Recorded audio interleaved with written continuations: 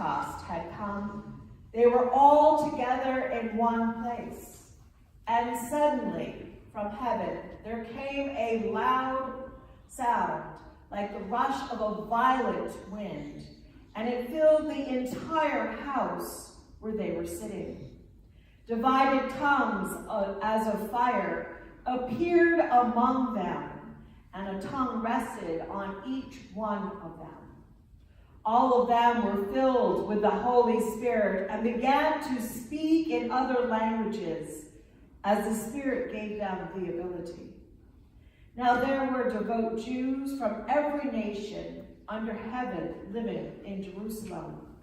And at this sound the crowd gathered and was bewildered, because each one heard them speaking in the native language of their own. Amazed and astonished, they asked, "Are not all these who are speaking Galileans? And how is it that we hear, each of us, in our native tongue? How is it that we can hear all of this and understand?" All were amazed and perplexed, saying to one another, "What does this mean?" But others sneered and said, "They are filled with new wine." But Peter, standing with the 11, raised his voice and addressed them. "Men of Judea, and all who live in Jerusalem, let this be known to you, and listen to what I say.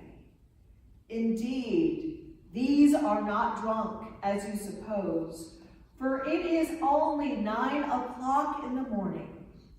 No, this is what was spoken through the prophet Joel. In the last days it will be, God declares, that I will pour out my Spirit upon all flesh, and your sons and your daughters shall prophesy, and your young men shall see visions, and your old men shall dream dreams. Each upon my slaves, both men and women, in those days I will pour out my Spirit, and they will prophesy. And I will show portents in the heaven above, and signs on earth below, blood and fire and smoky mist. The sun shall be turned to darkness, and the moon to blood, before the coming of the Lord's great and glorious day. Then everyone who calls on the name of the Lord shall be saved. Here ends our reading for this morning.